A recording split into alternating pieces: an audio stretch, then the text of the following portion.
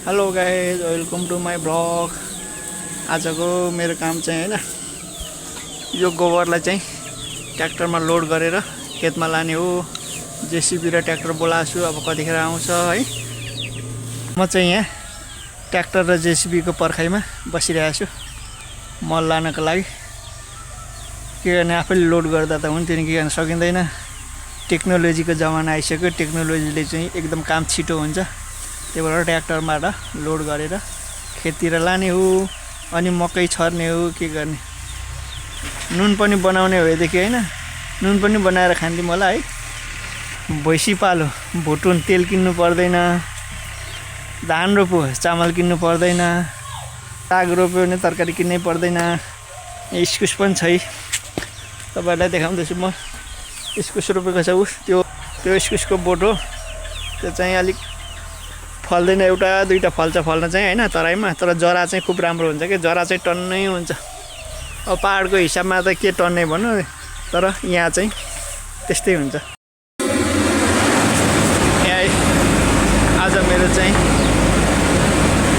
ट्र्याक्टरमा मल भर्ने काम हुँदैछ जेसीबीबाट। अनि खेतमा लगेर मकै छर्नु पर्ने छ। मकै छर्ने सिजन भइसक्यो, मान्छेहरूले चाहिँ छर्न सुरु गरिसके। र म चाहिँ चोट लागेपछि मात्रै छर्छु। यस्तै छ है। तपाईहरु पनि हैन युरिया मलहरू रासायनिक मलहरू युज गर्दै हुनुहुन्छ भने हैन अलिअलि मात्र युज गर्नुस्। गोबर मल युज गर्नु सक्नुहुन्छ भने, सक्नुहुन्न भने त अब के गर्नु परिहाल्यो। युरिया मल नलागी रासायनिक मल नलागिकन चाहिँ अन्नबाली फल्दैन। अब माटोको आयु पनि यसले गोबर मलले बढाउँछ। त्यसरी मेरो काम चाहिँ यस्तै छ है गाइज हो। टेक्नोलोजीको जमानामा एक ट्र्याक्टर मल चाहिँ 5 मिनेटमा भरिदिन्छ के। अब मैले भरेको भने यसो झन्डै दिनभरि लाग्थ्यो है। मान्छे लगाउनु पर्थ्यो, अन्नै समय लाग्थ्यो। तर टेक्नोलोजीको जमाना आएको छ, झ्याप कि झ्याप उठाउँछ लगाउँछ। हरेक काम टेक्नोलोजीले छिटो र छरितो तरकारी गर्छ। पहिले डोकोमा बोक्थ्यौँ हामी। टेक्नोलोजी भनेको टेक्नोलोजी हो, टेक्नोलोजिया। अब मेरो खेतमा मकै छर्ने सिजन आइसक्यो। मकै छर्नको लागि म राम्रो बिउहरू चाहिँ छान्दैछु। अब यो मकैको बिउ छान्दाखेरि चाहिँ एउटा कुरा आयो क्या, चुनाव। अब वर्ष 21 गते चाहिँ हामीले देश बनाउने र देश चलाउने नीति नियम बनाउने कानुन बनाउने हामीले प्रतिनिधि छान्दैछौँ। यो मकै जस्तै राम्रो प्रतिनिधि छान्नु होला। एकदम यो घुनले खाइसकेको भ्रष्ट काण्ड लागिसकेकोहरूलाई चाहिँ नछान्नु होला। तपाईहरुलाई झुक्याउनलाई चिप्लो बोलेर आउँदैछ है। यस्तो झुक्याउनेहरू विचार गर्नुहोस्, राम्रोलाई छान्नु होला है। ल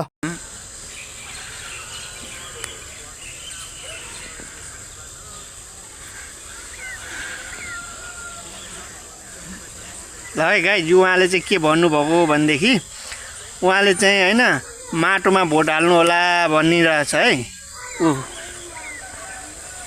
उहाँ चाहिँ बोल्न सक्नुहुन्न है। उहाँ चाहिँ बोल्न सक्नुहुन्न, उसको चाहिँ आवाजविहीन व्यक्ति हो। तर उहाँले त असल व्यक्तित्व को हो भन्ने कुरा थाहा पाइसक्नु भएको छ है।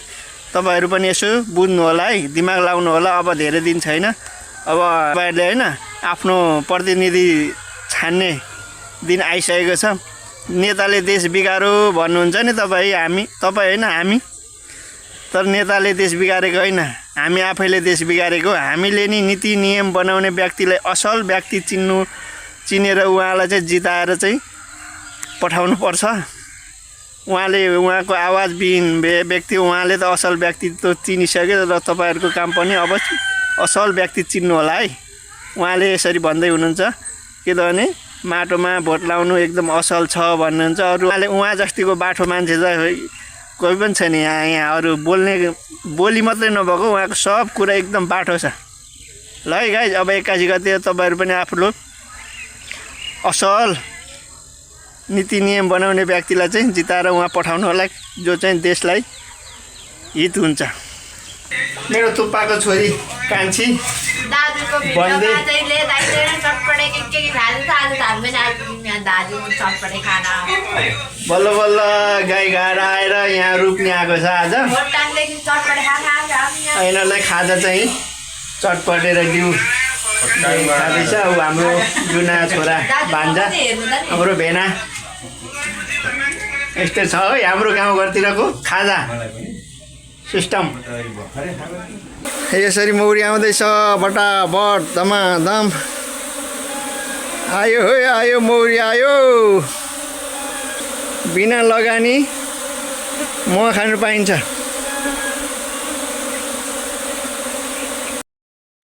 यहाँ चाहिँ मेरो स्टोर घर रेडी हुन लागिसक्यो झ्याल ढोकाहरू रेडी ठिकठाक गरिसकेँ अब यहाँ चाहिँ